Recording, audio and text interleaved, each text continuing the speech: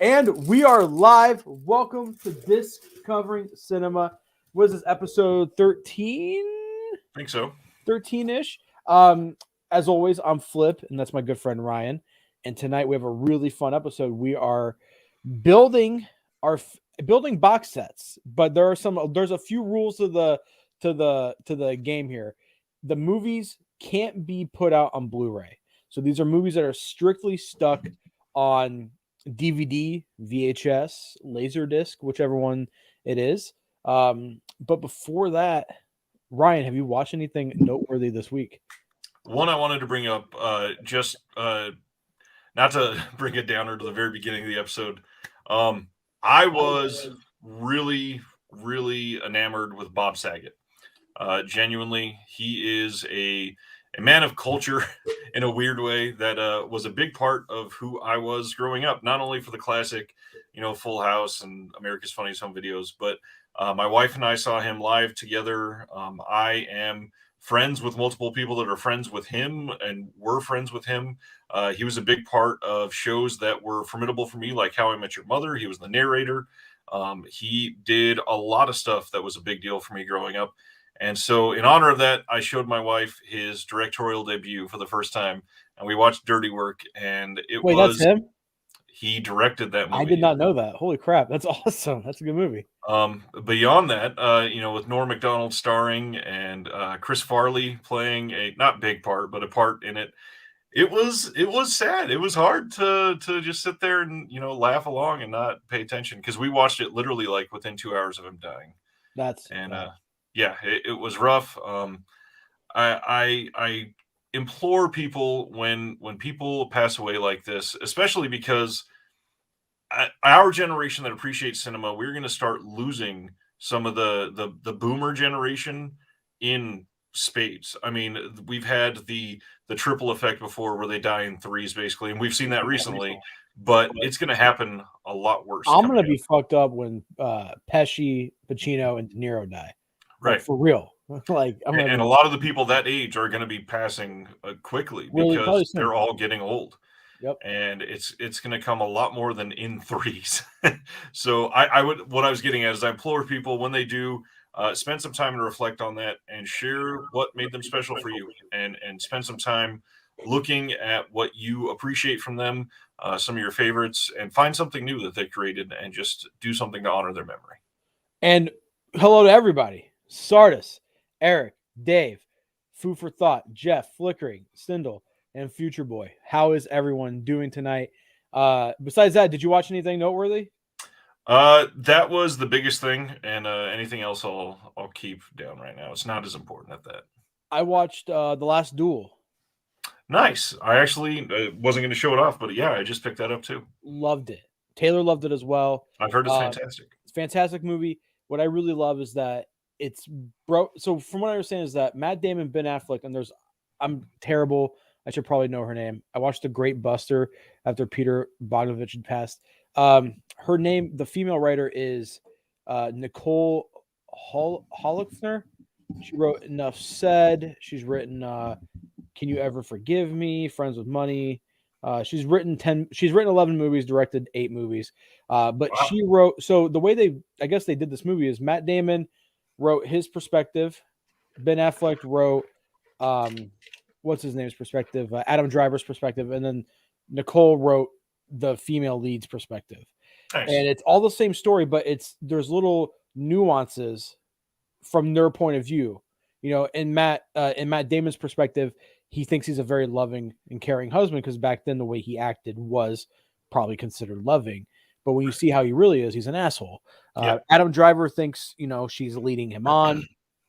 There's a scene where when he goes in to rape her, she runs up the stairs, and in his perspective, Madame Driver's perspective, she takes her shoes off and looks back at him kind of flirtingly and kind of runs up the stairs. But what actually happened, the truth is, while running up the stairs, she trips and her shoes fall off, and she looks back. There's rape in this movie? There is. I'm just kidding. It's like the biggest headline thing. Yeah, and it's done very well. It doesn't glorify it. It makes you feel bad. It makes you feel horrible. The way women were treated back then is just ridiculous. And what I I was listening to an interview with Ridley Scott. Ridley Scott was hired to direct this from Ben Affleck and Matt Damon. It wasn't like a Ridley Scott project. He came on because they wanted him to do it. And I think that's what works best, in my opinion, because I think he wrote House of Gucci or parts of House of Gucci. Let me see if he wrote that. Let me just check if he has a writing credit. No, he doesn't actually. Okay, well, never mind.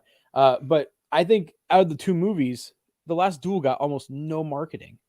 House of Gucci got all this marketing, and The Last Duel is phenomenal. And literally, The Last Duel, the end fight is brutal, and you feel the weight of the hits.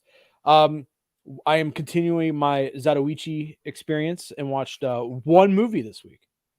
One Zatoichi movie. I watched the new Tale of Zatoichi, the first one in color, and it's probably my favorite so far. That because I'm going through them again.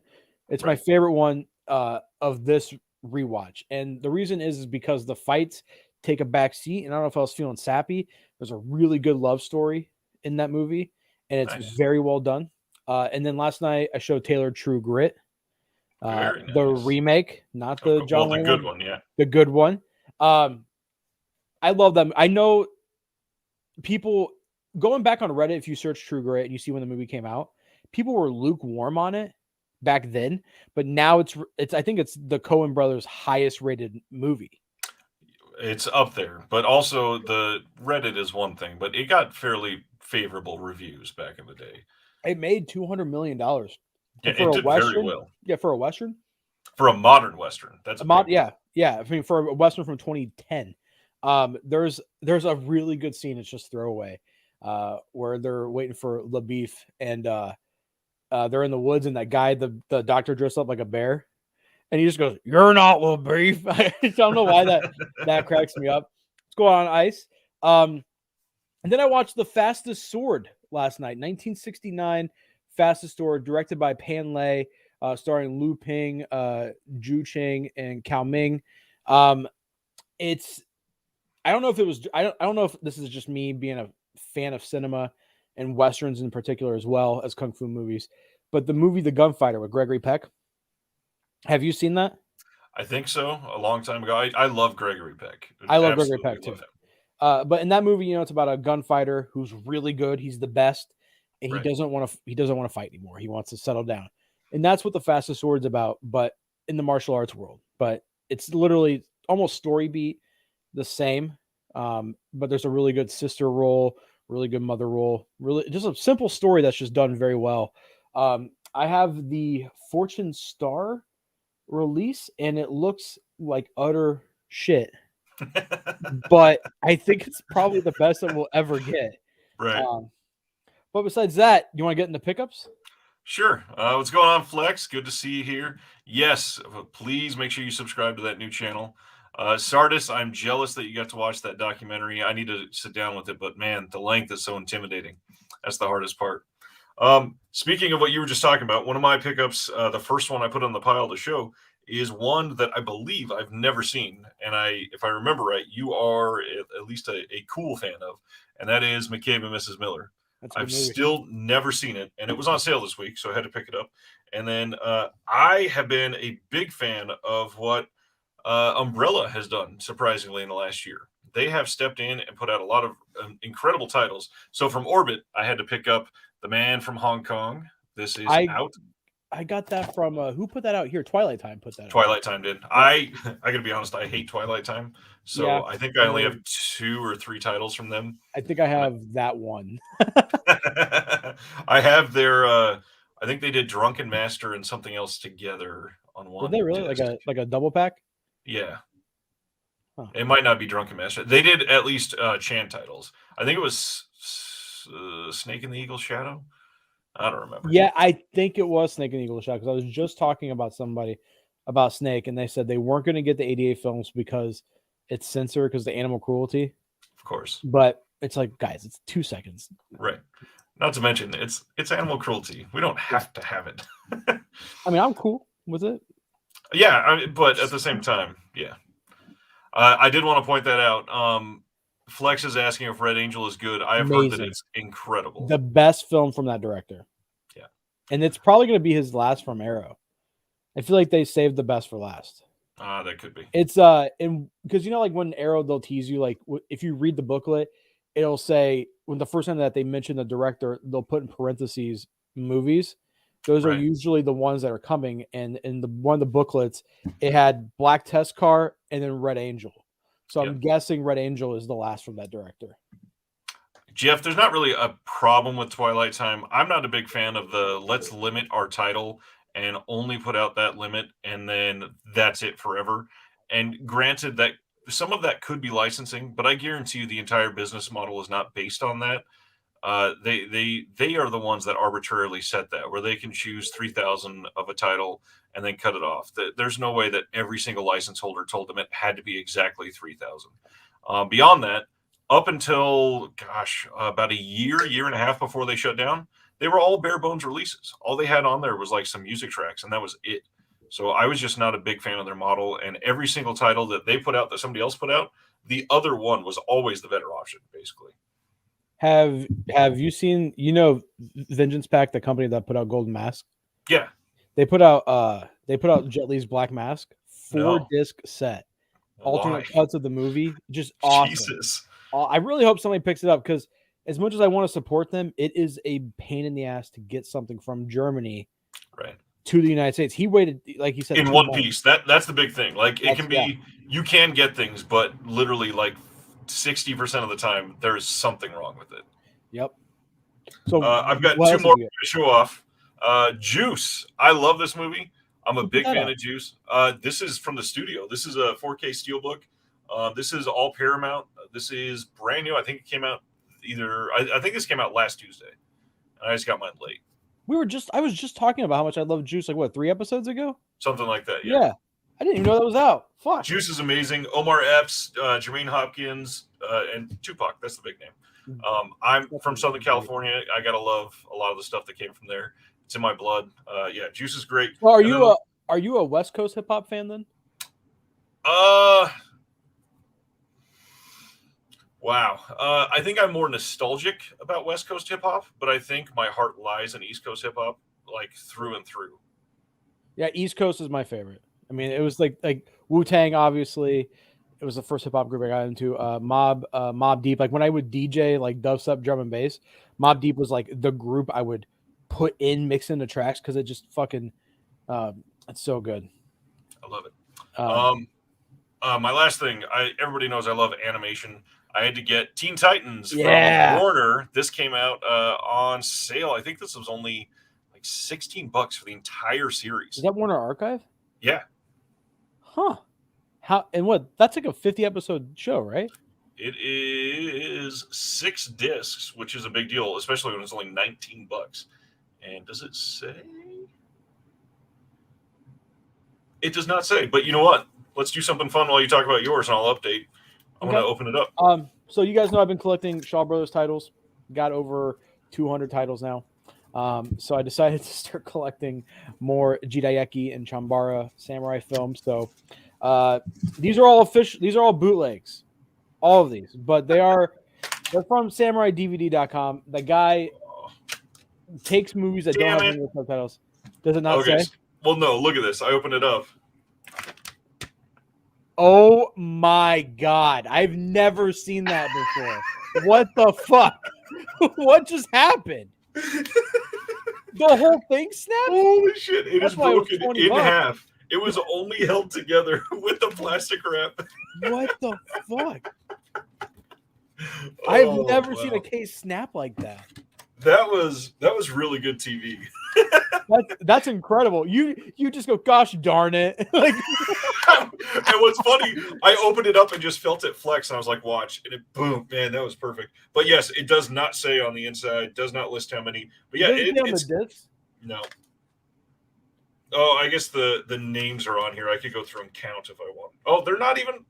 The first one says the complete first season, and that's it. It doesn't give titles or anything like that. The other seasons do, and it looks to be about like 10 or 12 per. So based on everything, I'd probably say like 50 in here. But I'm actually kind of surprised it does have the Teen Titans Trouble in Tokyo movie on here as well. That's a fun movie. Yeah. So what I was saying before, Ryan had a catastrophic Jesus. Teen Titans, more like Teen Brokens. Am I right? um, God damn it. So yeah, so these are bootlegs, and we've talked about bootlegs before, but what this guy does is he takes movies that I guarantee nobody has heard outside of me talking about them. He takes very obscure Japanese movies and he subtitles them himself. He hires a translator to subtitle the script, and then he does the subtitles himself. He's in his 70s now. He's been a Japanese film fan for obviously decades.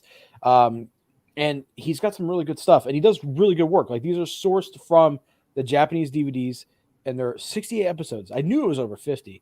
And for like $20, that's incredible. I mean, I'm I gonna got to buy a new case, but I'm gonna have to buy that. But so he does great work, sources it from high quality material or high quality sources, and then puts them out. So like this movie right here, The Blind Swordswoman. So if you guys have ever seen these movies, it's a 4-film series, and it's called the Crimson Bat series.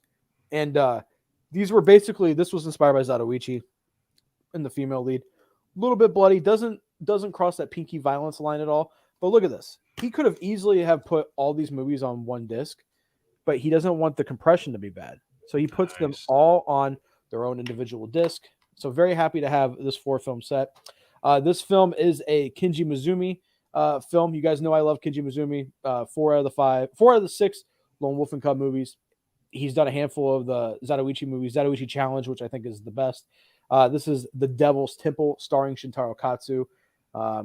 I mean, again, these movies, a lot of them I don't know much about. I pretty much just bought these for the director or for the stars involved, and doing some brief research on like Letterboxd and see what the overall reception was, because I want to get more samurai movies. So this is The Devil's Temple. Well, and not to mention to show appreciation for the work. I don't know how many people know like the amount of time and energy it takes to subtitle an entire film And is expensive it is too. bonkers. Oh yeah, it is genuinely expensive, and he's literally just volunteering his time. There's no way he's making profits on these. Now his box sets are a little expensive. Like I think it was like $150 for Mute Samurai, but these are like $17.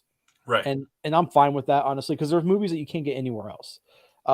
Here's Dojo Breaker, starring Tomohiro Wakayama, who played Ogami Ito in the Lone Wolf and Cub series. Lightning. This is another. I believe this is a Kinji Mizumi film. No, this is directed by Ben Kato. This is The Lightning Sword. This is Duel of Blood and Sand. This is a movie that I've been wanting to watch for a very long time, because I heard it's one of the best forgotten samurai films. I've heard a lot of praise from friends who are really into these films. Old black and white movie from, doesn't say what year. It does not say the year, but this is Duel of Blood and Sand. I love the old Japanese style posters. Yeah. Super fucking rad. We got Duel at Fort Edo right here, which I believe stars what is Tatsuo Nakadai, who played in Harakiri. So he's in this movie. Destiny Sun, which is a Kinji Mizumi film starring Raizo Ichikawa, who famously was the Sleepy Eyes of Death guy. So I mean, these are early Kinji Mizumi films as well. Subbing is usually done out of a love of film. Yeah, it is. And I actually asked him. I said, "Have you ever been in trouble, like, legally with these companies?" Because he's doing Toho, Toei, and he's like, "No." He goes, "I've been doing this since the 80s, and nobody's contacted me because I'm doing movies that they would never even want to put out." And right. So, and then here is Kinkei, which is another Kinji Mizumi film starring Raizo Ichikawa. And then we got, so this is, I didn't know that. Been the most boring cover art I've seen on one of those films yet. Yeah. Just a guy looking like from the corner of a door. This is a much better cover. He's like staring. He's staring at whatever, the way I look at a pizza in the oven at the restaurant. He's like, "Is it done yet? Is that pizza done?" Flex, this got announced. This is coming this fall. I believe September or somewhere around there. And then I talked about these movies. I watched these on YouTube, and I wasn't hot on the first watch through, and I watched them again, and I really liked them, especially the direction. This is the Satan's Sword trilogy. Two of the films are directed by Kenji Mizumi. Massive Kenji Mizumi fan. I don't know if you guys can tell. And Not then at the all. last, yeah. And then the last one is I love 13 Assassins, and we're going to talk about it later today. The original and the remake. But in the 90s, they did a sorry. Yeah, let's see right here. Yeah. Where did this come out? 1990. So in the early 90s, they did a TV adaptation of 13 Assassins, and apparently it's the one that is the most historically accurate. So this is 13 Assassins. This is the television version.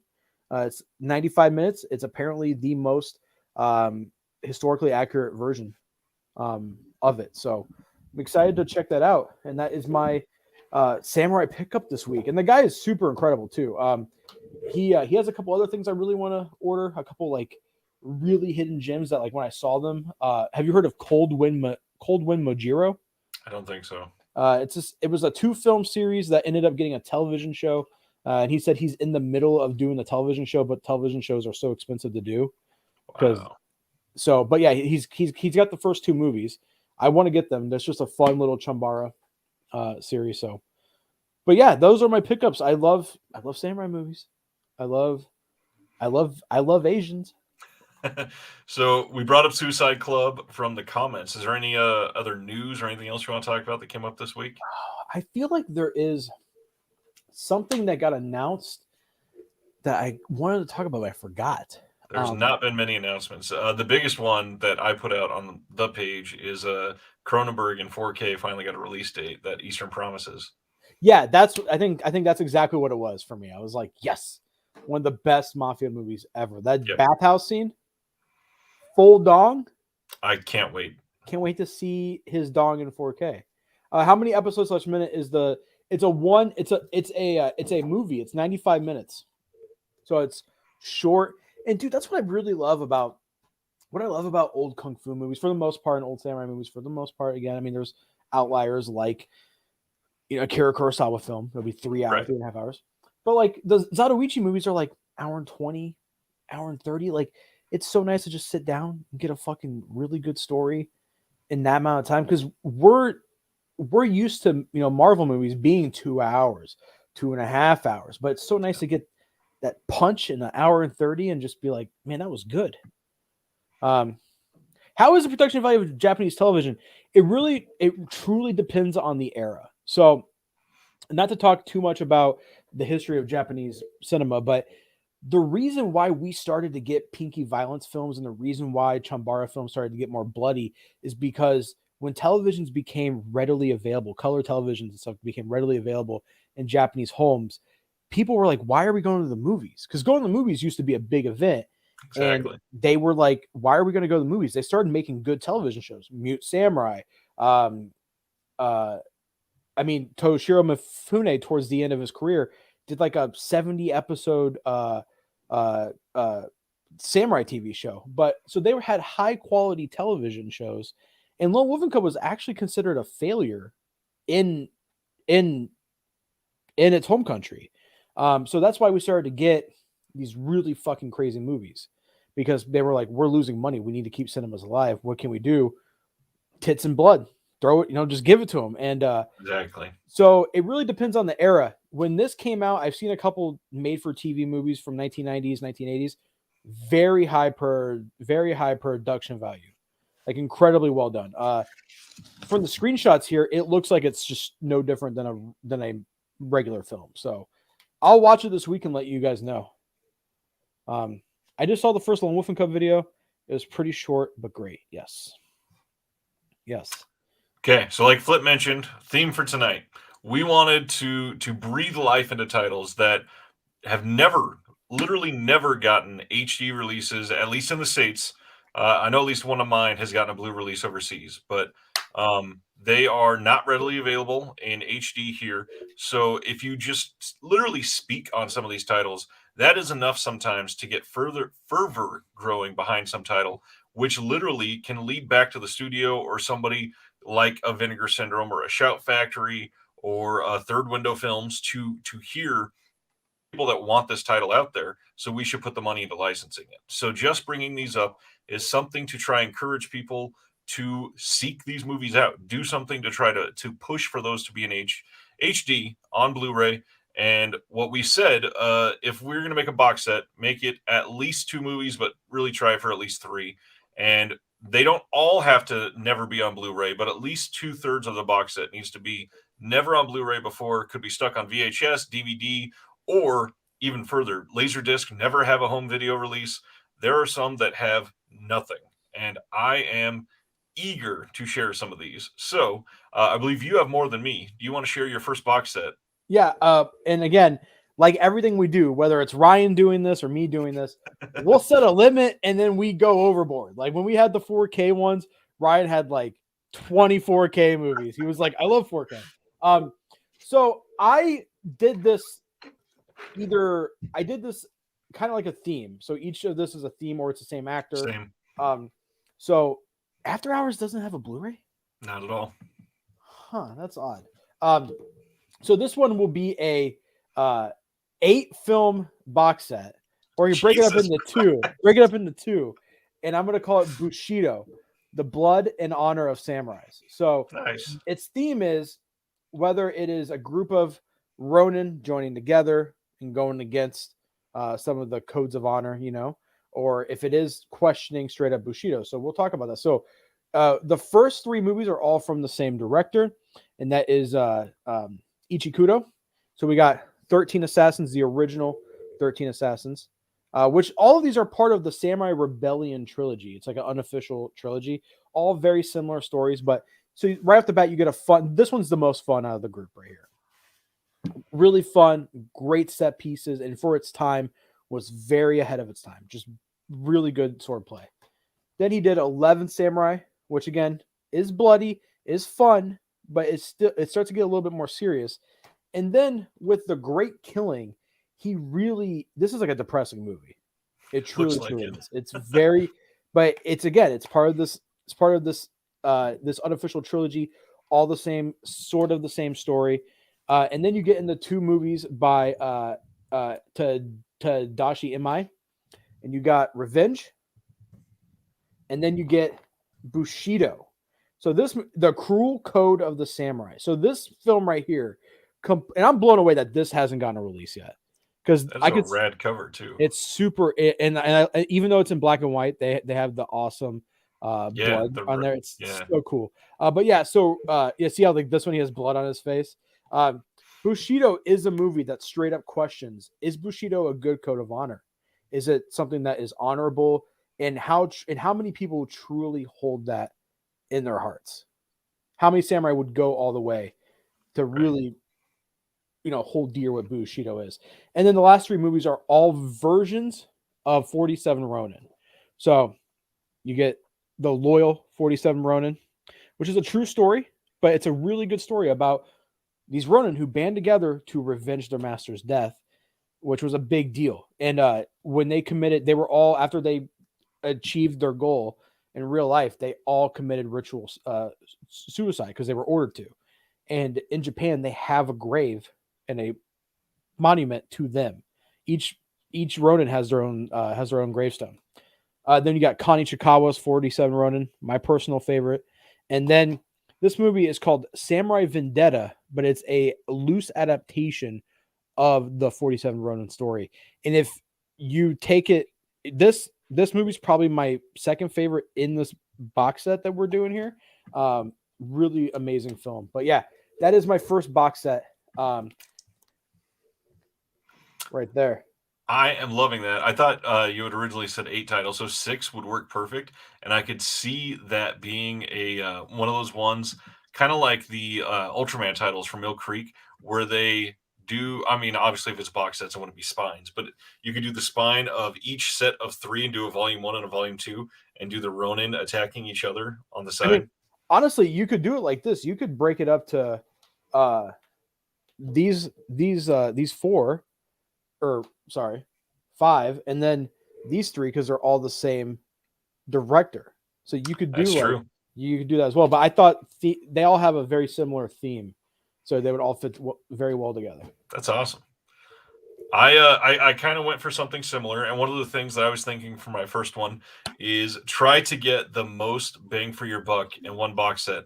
And me being the cult type of mindset that I have, I figured the best way to do that is with an anthology film, because you get all kinds of stories in each one. And there's tons of brilliant anthology films that have no HD release. And so I'm going to say that this first one, the first box set that I have, is literally going to be called Portmanteau. So a lot of people don't know, in the UK and a lot of Europe, instead of anthology, they use the word portmanteau to describe one of these movies where there's a bunch of stories in it. And the first one I'm going to go with, that does not have a Blu-ray release anywhere, I don't think, but for sure in the States, is Three Extremes. Please tell me you know what Three Extremes is. Yeah, of course. Okay, I was going to say. So if you can't see the top there, Miike. This is Takashi Miike, Park Chan-wook, and Fruit Chan is the other one. And this is a surprisingly good release. This has Dumplings, the entire feature film, on a second disc in here. But Three Extremes is really well done, and even John is excited for Dumplings. This is, what year is this? 2004. So this was ripe for a Blu-ray release and just never got one. And it is one of those things that you could bring. I mean, those are powerhouse directors for the most part. You could bring influence and literal, somebody like Miike that has this massive backlog of films. You could bring the interest of that into the US audience in a way that is perfect, because a lot of people love anthology films. So that's a great way in. We'll be talking about Miike too.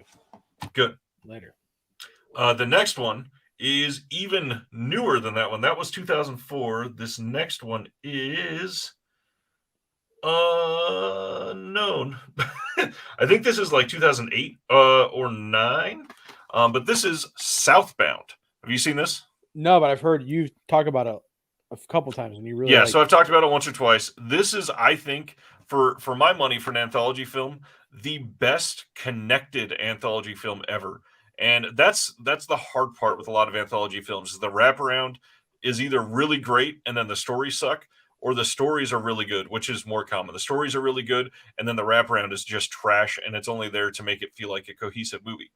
This thing, the entire thing feels like a cohesive movie, but it's just a bunch of different stories affecting similar characters or the same characters by different directors. And it is so well done and interweaves in ways with references from the other ones, and is just impressive to watch. And it is fantastic, and it's really well done. And it is that one has 5 stories in it, so it's not just something short either. It is really well made.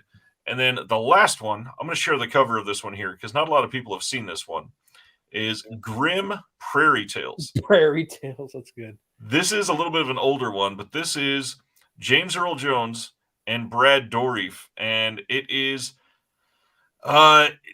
this is probably the weakest of the 3 that would be in my box set, but it is still a really important one and is surprisingly creepy.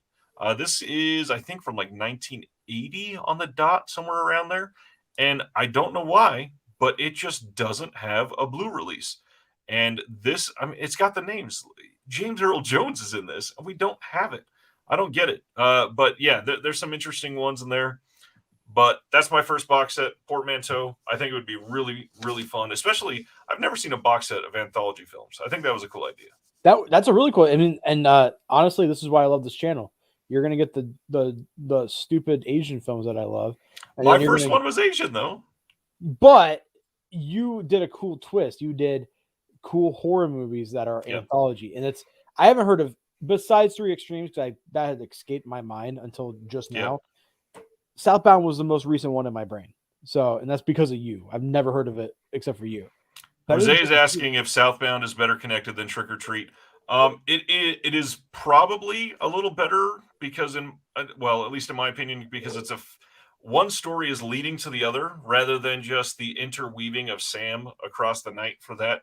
And there are references in Trick or Treat and all that, but I think the big difference is Trick or Treat is all one director, and this one is a group of filmmakers collaborating to have this incredible project come together.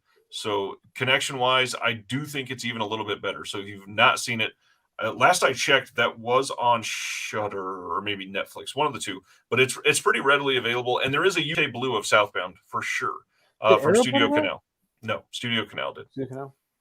My next box set is one of the most famous Japanese actors, Toshiro Mifune.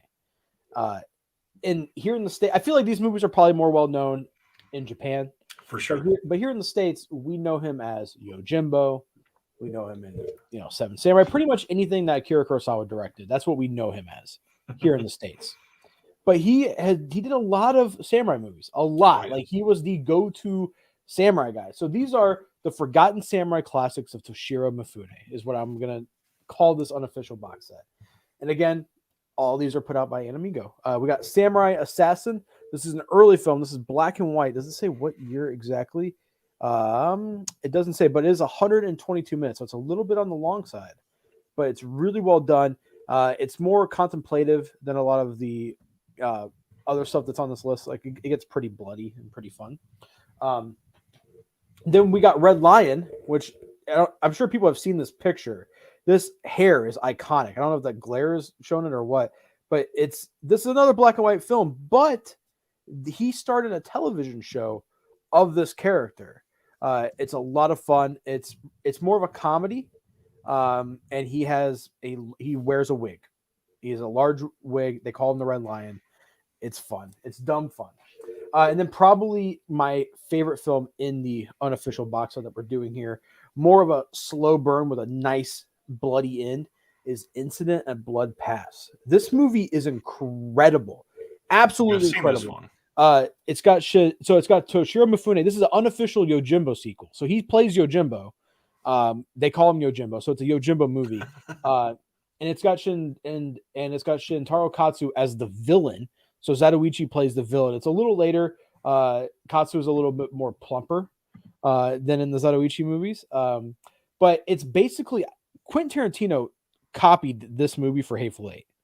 It's about a group of people in a snowy mountaintop hotel, and people. There's a bad guy. There's some bad shit going on. There's a guy who's run away from the law. There's a woman with a foul mouth. It's literally Hateful Eight, and Quentin Tarantino loves to rip off stuff, but this is a really good movie, like really good, and it's long. I think it's 2 hours, and it's mostly dialogue. Like 99% of it is dialogue, except for the very end, and it is just jaw-dropping how beautiful it is, just the way it's shot. Who directed this? Hiroshi Inagaki. So that explains that. Then we got Shin Sugumi, Assassins of Honor, which I believe is the second in a series of films, but it's the only one to star Toshiro Mifune. And it says the true story of the end of the shogunate, the tragedy of the Shinsengumi, is one of the best loved stories of Japanese history and has been adapted many times on stage, screen, television, and anime. So there's Shinsengumi, Assassins of Honor. There's a bunch of these movies. Should do a box set of all the films Tarantino stole stuff from. That would be the entirety of cinema. They would, but Criterion has the rights to Lady Snowblood. That's true. And then this movie is also directed by Hiroshi Inagaki. This one is an epic. And I'm actually surprised movies like this got made outside of Akira Kurosawa, because there's a lot of horses, a lot of really elaborate armor, a big battle sequence. It's a huge drama. It feels like Kagemusha light, because it doesn't have the masterful camera work or the masterful direction from Akira Kurosawa, but that's Samurai Banners. This is a fantastic samurai movie. You can see Toshiro Mifune wearing a big horned helmet and being a fucking badass leader. It's such a good film. Very underrated, very overlooked. One of the best big battle samurai films that I own in my collection. Warning, violence. So that's what it says on the back. Give Me the Night Comes for Us and Broken Path, aka Attack of the Yokozuna, and a double Blu-ray box set. That would be a good Blu-ray box set. Do we know Akira 4K coming up is going to have the corrected 4K disc? The Japanese master that I believe they're using is bad. It's just not good. The Japanese really suck. I imported it. It's not a good disc. I wouldn't get it. Did Tarantino intentionally say he intentionally ripped off Instant Blood Pass for Hateful Eight? No, I haven't heard him. Like, I love Tarantino, but it's literally the exact story.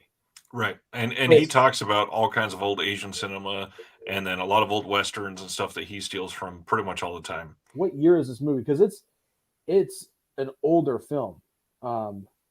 Doesn't say here, but it's like it's an older film.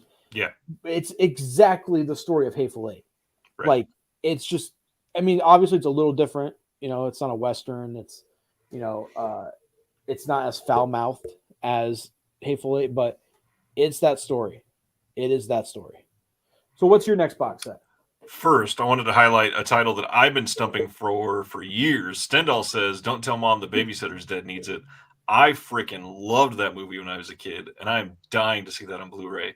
That needs a real good release. However, I think the rights are stuck with Disney on that one, or yeah, probably Disney. I mean, they own fucking everything nowadays, but yeah. Stardust says he found Lo Kong Ching Chun, a Hong Kong film on eBay. So you might want to check this out, tracing the life of a left-wing projectionist and his family over 40 years of Hong Kong history. I will check that out, man. Thank you.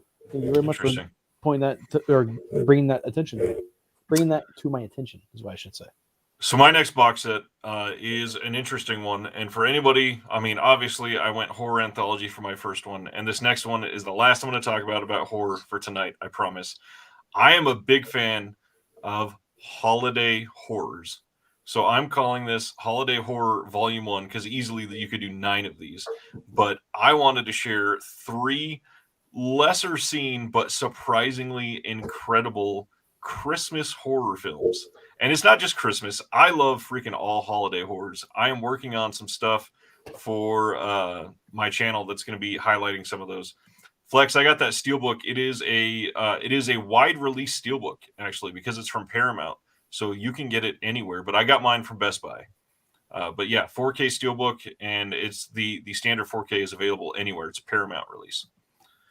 So my first one tonight is one, I put these in chronological order. I think that's the best way to watch these in this box set.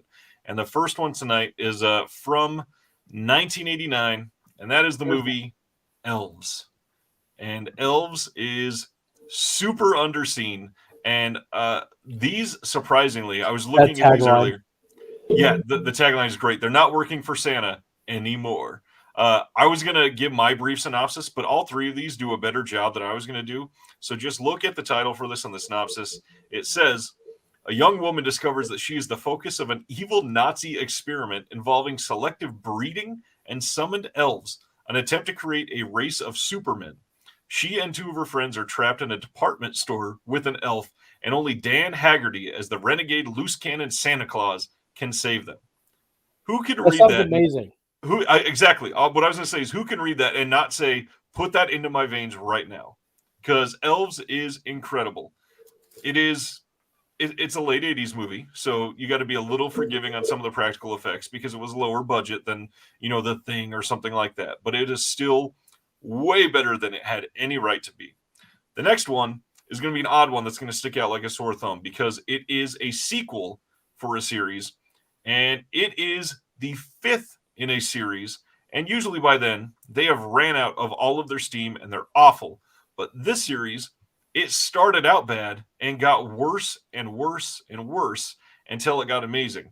And the 5th Silent Night, Deadly Night movie, called The Toy Maker, is an incredible movie. It is genuinely innovative. It is really good with practical effects. It is shockingly gory.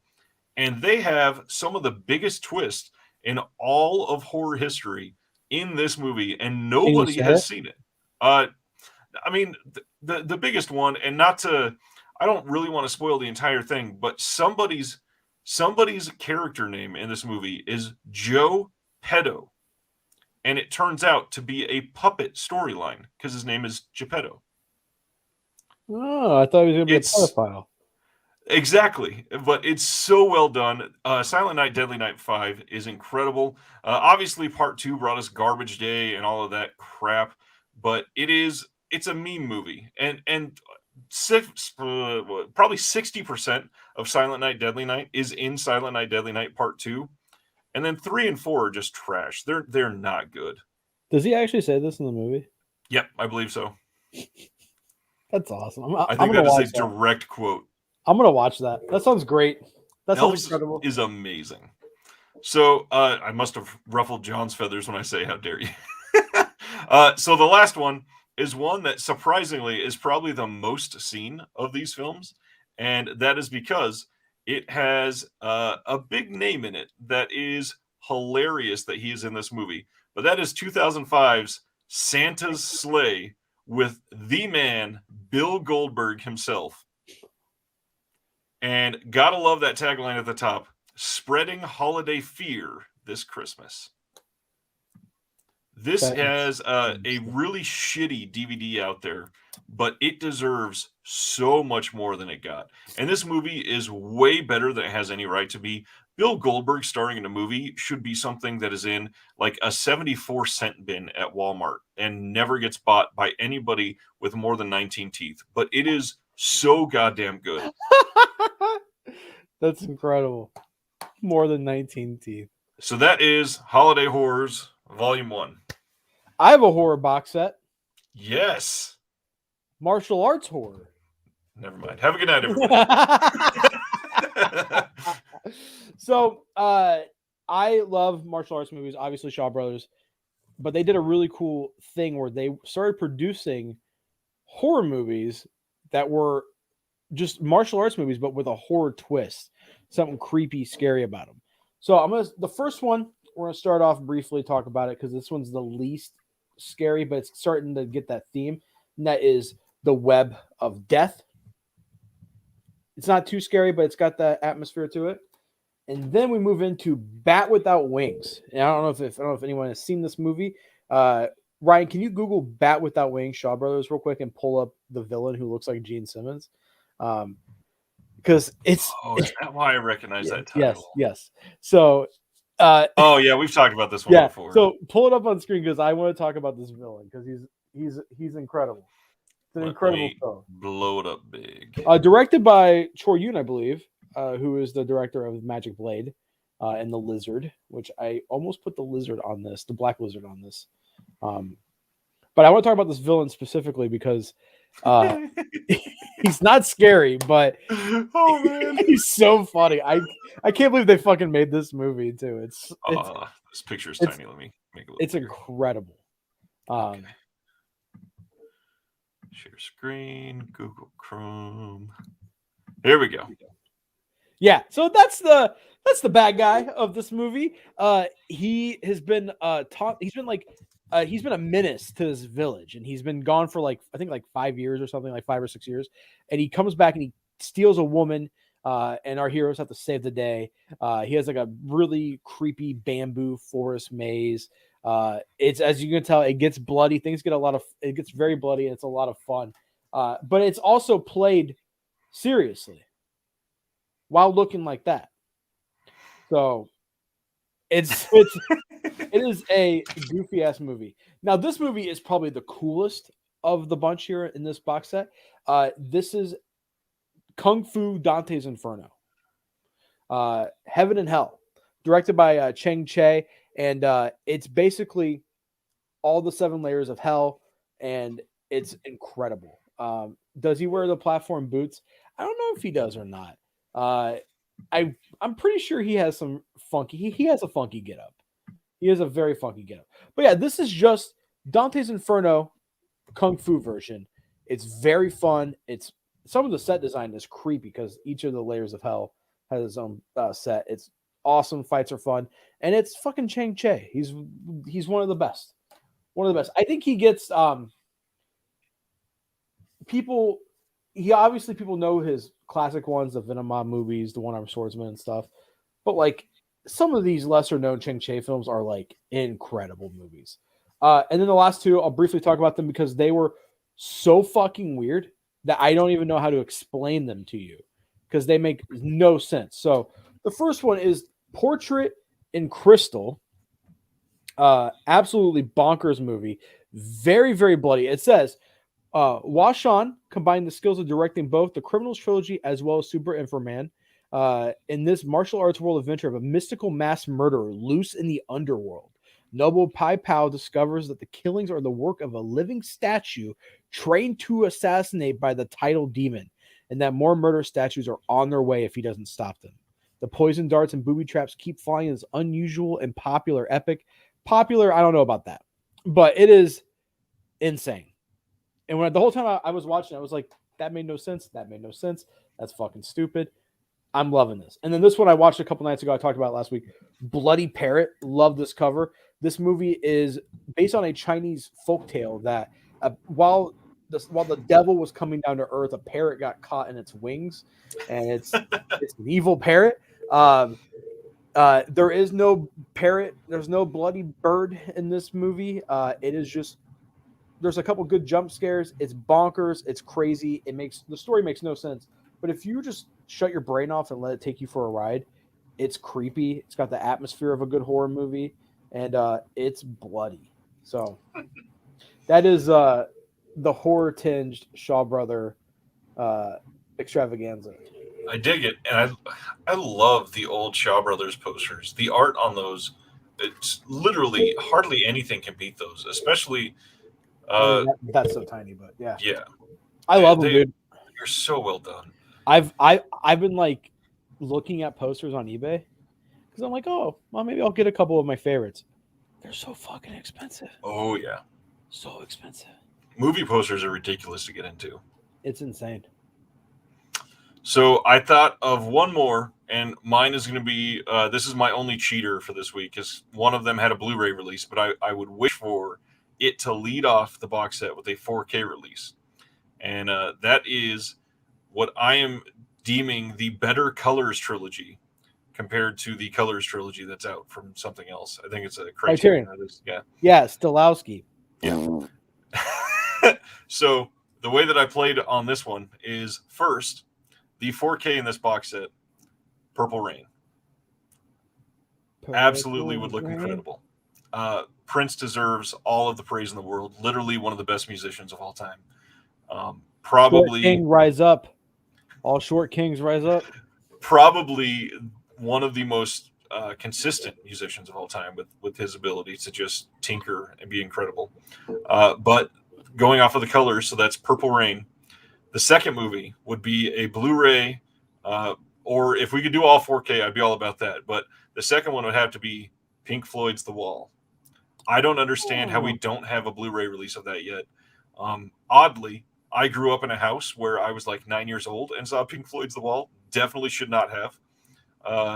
There is so much wrong with that movie. But yeah, Pink Floyd's The Wall is amazing. If you have not seen it, please seek it out. It is, full of some of the best music of all time.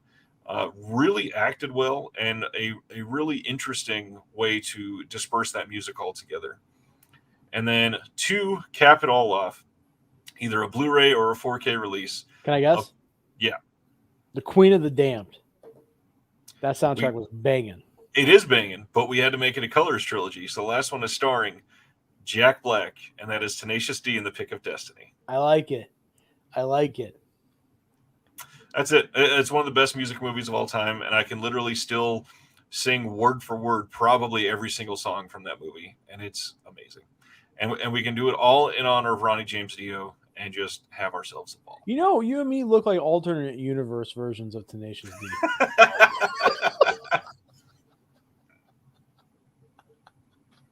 Isn't Jack Black shorter than him too? Yeah, I believe so, yeah. Oh my god. That's awesome. The sad thing is, I'm not losing my hair, you are, so I would fuck that up. Hey, I said alternate universe. Exactly. How about this box set? Oh, God. Bad Urban Governments, a Serbian film. Salo, 120 Days of Sodom, 3 weeks, 2 days, Black Sun Nanking Massacre. You could also name that box set Massive Erection, because that's what you'll have the entire time watching that movie. Oh man. My next box set is Wonderful Wuxia. All Shaw Brothers movies. We kick things off, and they're both just 2 series. So you started off with Pow, The Bastard Swordsman, and The Bastard Swordsman 2. I literally went into these movies blind. I've talked about this before. I was just going to watch the first one. I was just got off work late at night. It was like 1:30 in the morning, 2 in the morning. And I put on Bastard Swordsman, and I was like, that was the coolest thing I've ever seen in my life. Need to watch the sequel. Put the sequel in, and I was like, what the fuck is happening in this movie? So I love these movies. I think they are like these. If you count them as like one, top 10 favorite Shaw Brothers things ever. Wow. Love Bastard Swordsman. That's high praise. It's very high praise. It's so much fun. It's just fun. It like sometimes you want to watch a movie, you want to watch Titan because you want something deep about having sex with cars, or you want to watch, something god awful like Stalker because you want to poison your brain. Sometimes you just want to have fun, and that's Bastard Swordsman. Way better than Stalker. I can highly stand by that. And then next up is a trilogy of films, not as crazy as Bastard Swordsman, but still a lot of fun. And that is the Heaven Sword and Dragon Saber trilogy. So we got number 1, we got number 2, and then they did like a soft reboot. And this is new. I think The Hidden Power of Dragon Saber. So that is the unofficial Wonderful Wuxia box set. I have a few more. What should I do? Oh, I did. Let's talk about this one. I did a Yakuza box set. We said let's make a box set week, and you said I'm gonna schedule box sets for this random fake made up label for the next 2 years. Yeah. So these movies have a theme. All these movies have to deal with friendship within the Yakuza, whether there's backstabs or whether, so Score, talked about this before. This movie fucking rocks. Look at that mullet. Look at it and love it. It's the best mullet in television or in film history. This movie is crazy. Absolutely bonkers. I'm actually surprised. This feels like a Miike movie. If it's like a Miike movie, if the guy just watched Reservoir Dogs and Hard Boiled and was like, I want to do that. Yeah. And it's amazing. Then we got probably one of the most underrated road movies of all time. That's Kamikaze Taxi. I don't know if anybody has seen this movie, but it is a ton of fun. And then we got Kinji Fukasaku. He's the GOAT. Sympathy for the Underdog. I'm actually surprised that this does not have a release. I'm blown away. True. I agree. Blown away. This came out under Home Vision Entertainment, HVE, which HVE sounds like something you would get from sleeping with a dirty person. And then we got the Miike movies. So we're doing a Miike triple feature here. Again, another one that I'm blown away that this doesn't have a Blu-ray. I don't even think this got an official DVD because I think mine is a bootleg. But The Agitator. What the fuck? Why doesn't this have a Blu-ray? In this epic of Yakuza honor, betrayal, and bloodshed, Maverick director Takashi Miike creates uncompromisingly original take on the Japanese gangster movie. It is awesome. You want to take this one here, Flip? I don't think so. No, Nova. Nova did a Better Tomorrow trilogy, but John Woo only did the first 2. Right. And they for some reason, all of John Woo's films, like it is pulling teeth to get rights for any of them. Yep. And then we move on to Yakuza Demon. And then probably my favorite Miike film here, Deadly Outlaw Rekka. All 3 of those, I could see Welgo putting those out tomorrow.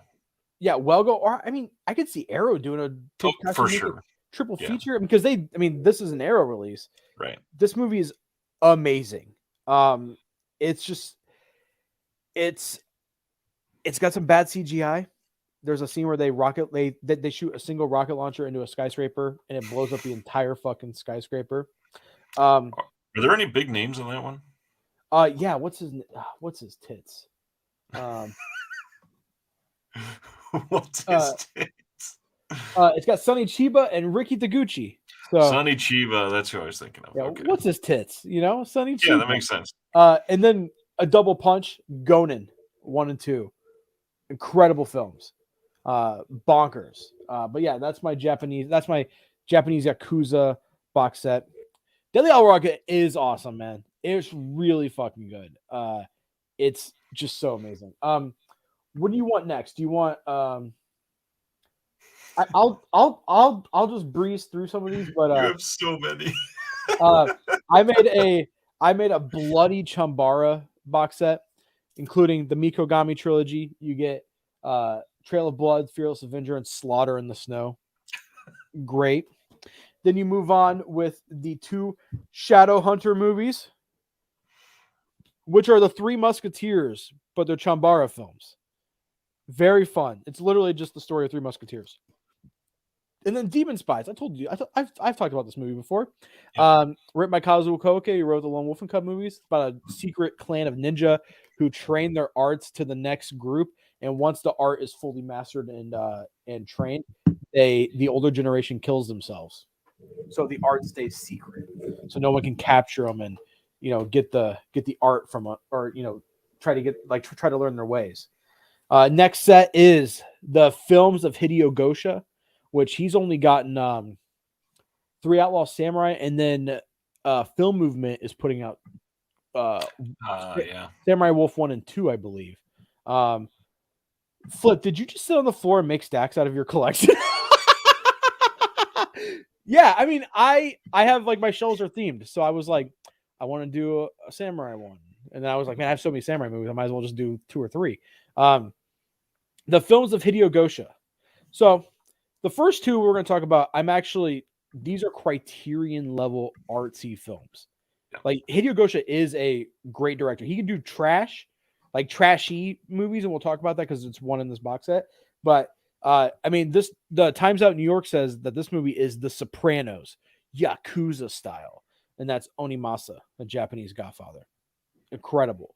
But my favorite Hideo Gosha film of all time is The Wolves. This movie is just phenomenal. It's an incredible look at the of what it means to be a Yakuza, and it takes place in the 20s.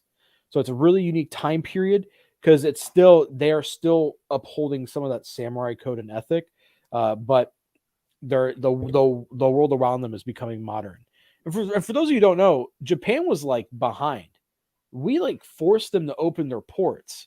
Yeah. So, and once they did, they became one of the most technologically advanced countries in the world. And then we got The Secret of Dern, trashy samurai epic about a guy who loses an eye and an arm, because you can't just have one gimmick in your samurai movie. You got to have 2. It's super sleazy. And it's super fun. And yet they didn't go with the title, The Blind One-Eyed Swordsman. I think in Japan it is The Blind One-Eyed Swordsman.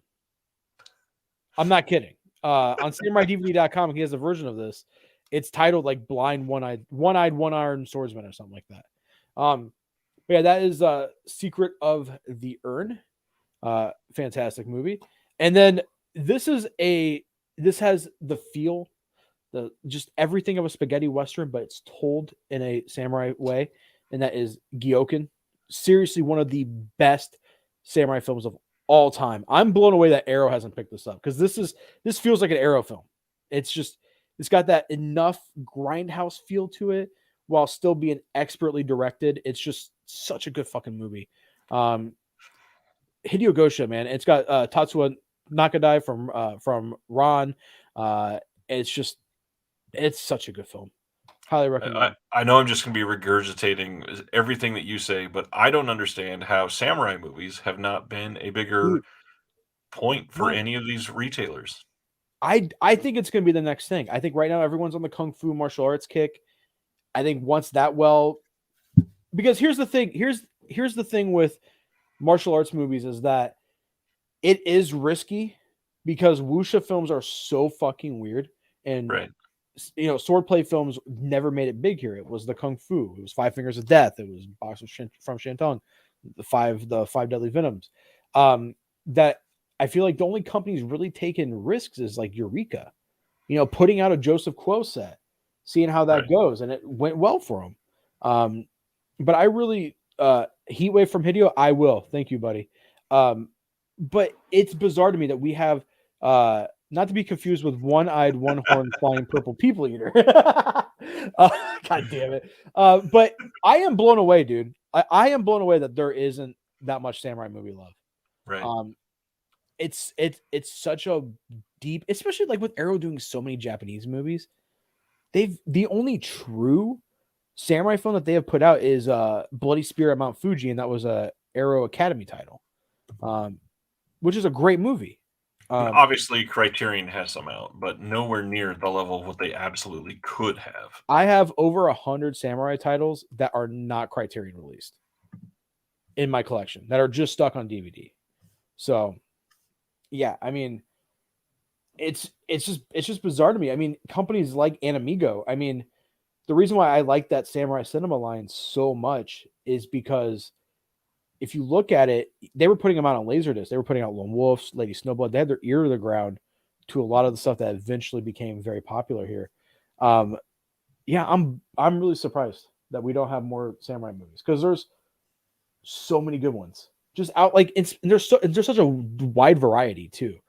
Do you want the more contemplative, thought provoking titles? Then you can get stuff like Bushido or Revenge or 11 Samurai, 13 Assassins, or do you want more bloody Chambara stuff? You can get the Mikogami trilogy, Demon Spies, and then do you want a perfect mix of the both? Gyoken, like it's just like there's such a deep well for this stuff. I'll just do one more, even though I have like 1,000 more. Every single one of your picks has been Asian. I'm astonished you haven't done any spaghetti westerns. All right, well then I'll do my spaghetti western pack here. So I'll do 2 more then. Or maybe 3, who knows? So this is the I call it the apocalyptic bloodshed, because all these movies are very violent spaghetti westerns. The Tramplers. Okay, Wildys put that out. The movie. Who directed the Tramplers? Tramplers it stars Franco Nero and it is Albert Band, which I think is a pseudonym. I don't think that is a real. I don't think that's an Italian guy's name. Let me see. Let me look it up here. Check my letterbox. I'm hooked on Letterbox. Interesting. That's from 65 too. Oh, so it's directed by Albert Band and Mario Sequai. So I don't know if you see that there. Albert Band is Charles Band's father. That's who I thought. Huh. That's cool. But it's also directed by Mario Sequai.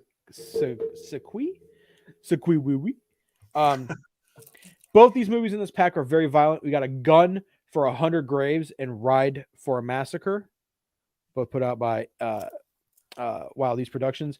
Only one movie in this pack, Massacre at Canyon Grande. And then probably one of the most underrated spaghetti westerns, one of the most violent spaghetti westerns from Lucio Fulci, 4 of the Apocalypse. Nice. This is have you seen this movie? Yeah. It's so good. Man, Fulci is incredible. Uncut, uncensored, and unseen for over 25 years. Having survived a vigilante slaughter, 4 hard luck strangers escaped into the lawless frontier, but when they see a sadist bandit named Chaco, Thomas Million, the 4 are plunged into a nightmare. The accent changed there? Chaco. They see a bandit named Chaco. Oh, his name Chaco. I don't know. I had to give it a little flavor, man. I had to give it a little flavor. That's amazing. But yeah, this movie, blown away that this doesn't have a Blu-ray. Right, and isn't that a Blue Underground release? It is a Blue Underground release. I would love to see them put out a 4K. Special features, interviews with star Fabio Tazzi and Thomas Million, but yeah, this is a great movie, man. If you guys can find this release, pick it up. It's violent. And it's still in print, as far as I'm aware. Not that hard to find. It's a Fulci movie. Oh yeah. I think the titles of samurai movies sound too foreign to self-centered American audience. Yeah, but we're at the stage of collecting where it's hardcore enthusiasts. Right. If Shaw Brothers can sell the boxer from Shantung, and if 2 different labels can work together to put out Warped Forest, Funky Forest, and both of them sell wildly well. Also, I mean, there is some Chinese hate right now in the country. Oh yeah. But the fact that the Chinese boxer is selling well, that's a good thing. That is a good thing. And you put the spaghetti in spaghetti western. That one was a redneck. I understand. I'm throwing out that. You ever ask a guy, "Hey, you want to watch Chinese boxers?" He's like, "I don't know about them Chinese boxers. Don't want to get a Wuhan punch." That sounds like the accent of somebody who would call them ornamentals. Or Have you ever heard that? you want to go Somebody down to the tried local ornamental restaurant and get some of Somebody the try to be racist and call them Oriental, and they say ornamental. ornamentals. My next box set is the Forgotten Classics of Jimmy Wang Yu. And we're going to start off with a banger, Master of the Flying Guillotine. This doesn't have a Blu-ray. What the fuck? Nowhere? Nowhere.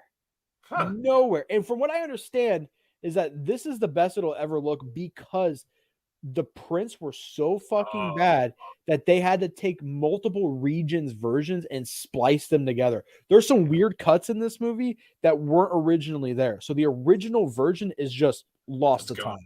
Yeah. It's gone. And this is a phenomenal release by Pathfinder Home Entertainment. Have you heard of them? Never once. You got a two disc version. You get the original Mandarin version and special features. You got some good special features, and then you get the English version on 2 discs, and you get a booklet in the DVD era about the history of the movie. So, nice. Like, this is a really good release.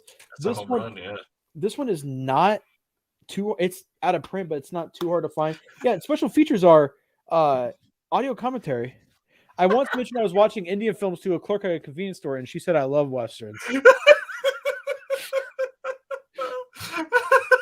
That's awesome. Sardis, that is amazing. Awesome. That's so cool. If I said that to the clerks over here, they'd be like, "Oh, brother, which movies are you watching?" And I'd be like, "Wow."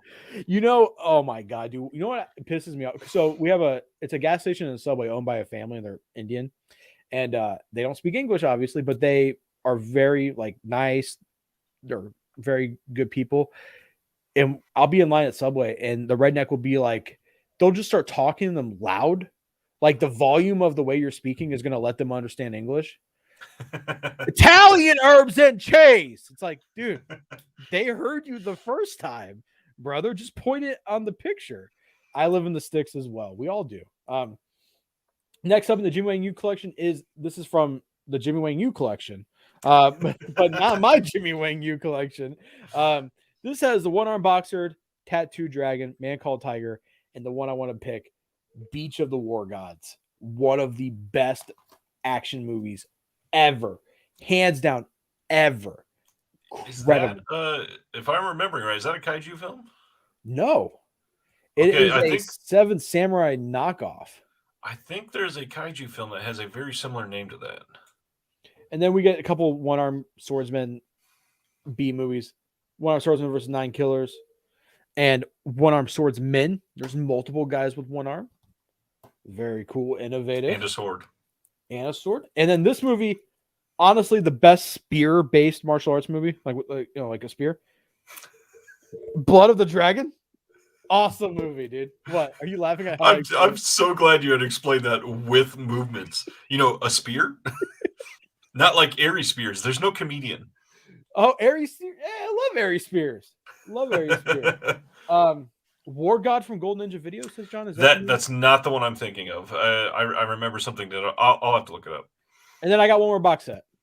Jesus Christ. One more. I have another full topic ready to go, just waiting for you to be done. Okay, are you ready? No, please don't. For real? Okay. No, you're good. Forgotten Kung Fu Classics. Invincible Armor. If you haven't seen this movie, incredible. The guy moves his chi. He grabs the guy's nuts, and he's like, not there. Like, it's awesome. This is the movie I was talking about earlier. The Fastest Sword. Shaolin Kung Fu Mystique. Okay. Pick this up because it's got flying guillotine in it. It's got the flying guillotine weapon in it. It's bizarre. It's fun. And then we'll just go through the rest real quick. We got another Joseph Kuo movie that didn't make the box set, the Shaolin Brothers. We got the Invincible Super Chan. Look at that. Look at that guy. This movie is so bad it's good. This was like on the back of the box here, it says definitely one of the most violent films of all time. It's hilarious how fucking not true that is. It's violent and it's bloody, but it got banned in like one country, and back in those days, they were like, it's fucking banned in a country. People don't want you to see it. They leaned so hard into that. It's like it got banned in like some super conservative country. Just like it just made a random list. And then Duel at the Supreme Gate. This is truly a forgotten classic. Rare Scope put this out back in the day. Amazing. And yeah, that's it. All those movies, all these ones right here, probably will never get released because the masters are probably lost. So those are all bootlegs except for 2.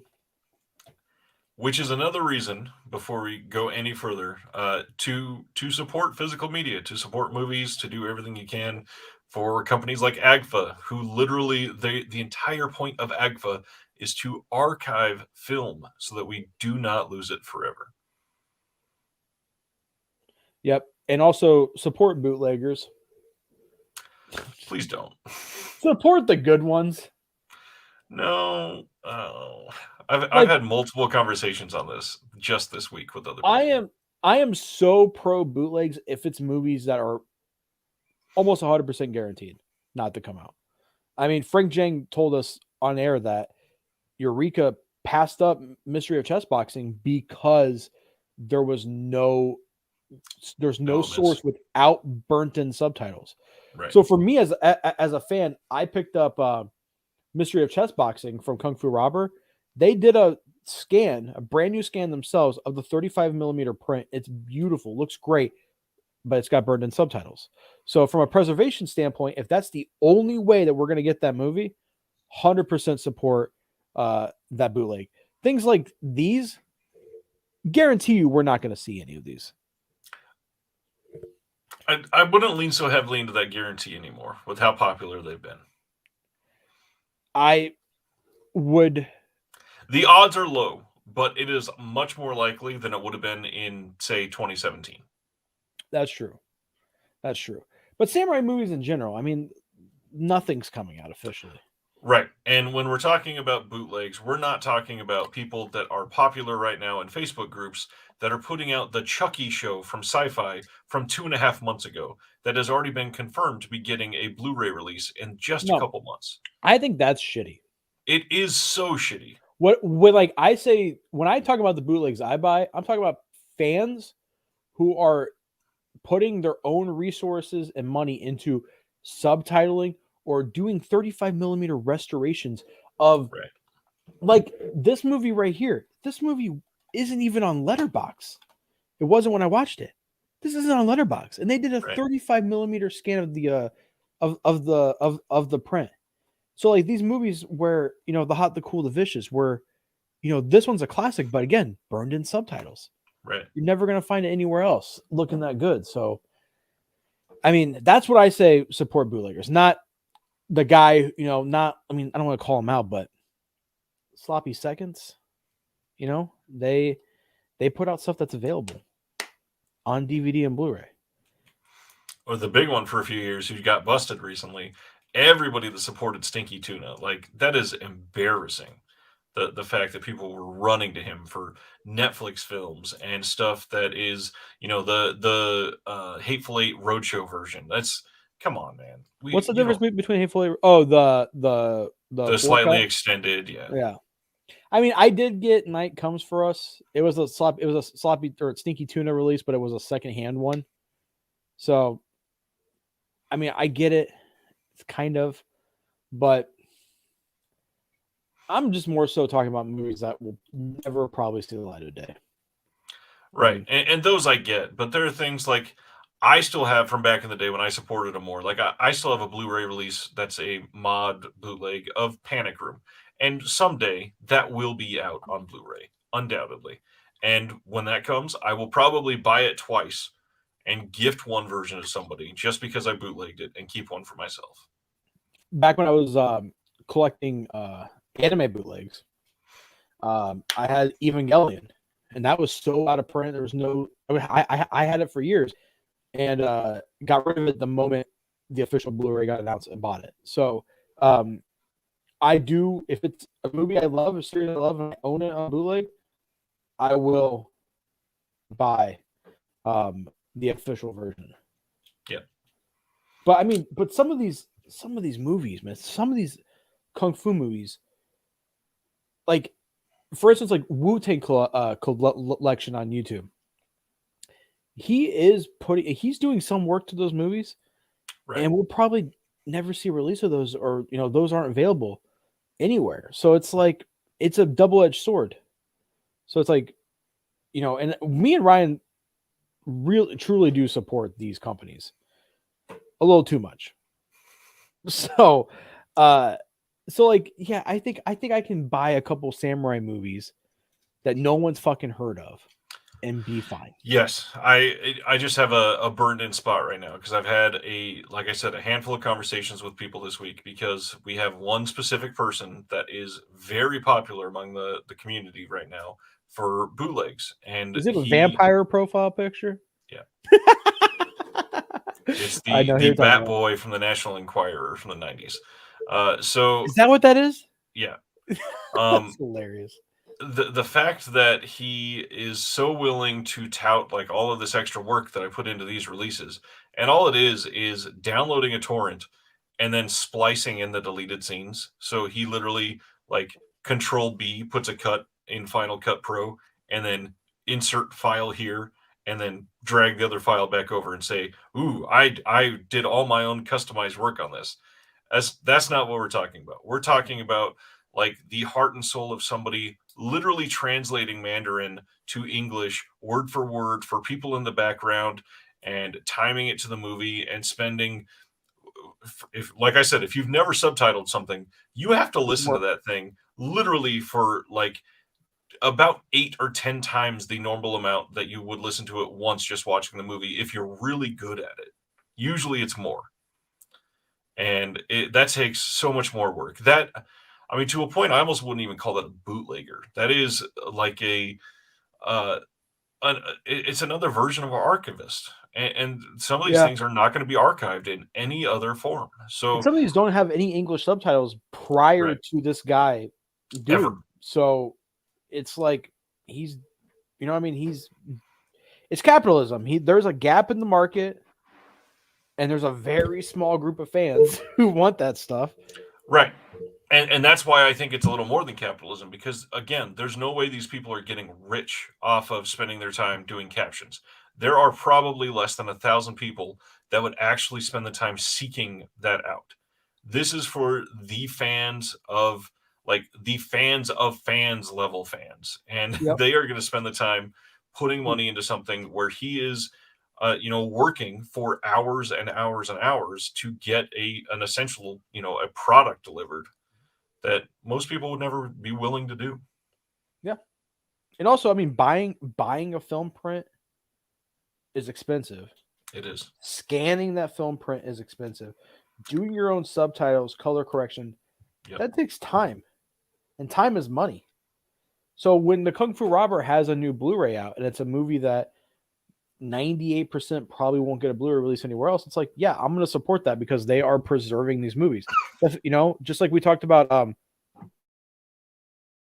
I tried to mute that one. I missed it. Thank you. Did you hear it? Yeah. Oh god damn it! I tried to mute it. I clicked the wrong button. Sorry guys. I love that we both muted at the same time. We need to cough because I swallowed funny.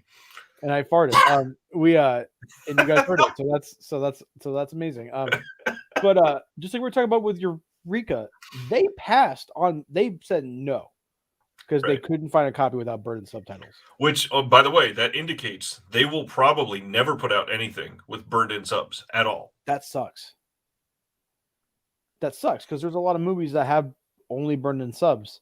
Right. But there are prints available that are probably in decent condition. And I feel like they could, honestly, if you were just out front and center about it, I feel like the fans wouldn't care. They would be like, okay, as long as it looks good, I'm cool with it. These are the subtitles that yes, they could probably be better. They could probably do a better job with a brand new translation, but they are the ones that we grew up with, so that's just how I feel about it. So, next topic, if you're into it, I don't think we've ever talked about movie awards and movie award shows. I don't know your thoughts on them. We get busy during the Oscars. It's good for business. I have a really odd take on things like the Oscars, and that is I think they are bogus and really shitty and completely unnecessary, but I fucking love them. Except for when what's that Marshall Ali film that won Best Picture? Moonlight. No, not Moonlight. It's got I think it's Marshall Ali. Oh, Green Book. That movie fucking sucks. I've boycotted that out of like pure spite. That movie is terrible. So what I wanted to do, because it could be an indication of upcoming Oscars, is go over the fact that the Golden Globes were last night. And you want to go over the list of winners together? They were? They were. They were not televised because of COVID. They could have just put a fucking camera guy in there? No, there was no show at all. Okay. So you don't know anything about the winners? No. Okay, so let's go over these together. And I know some of them. I've already got this zoomed in so we can go over here. Okay. Here is the full winners list.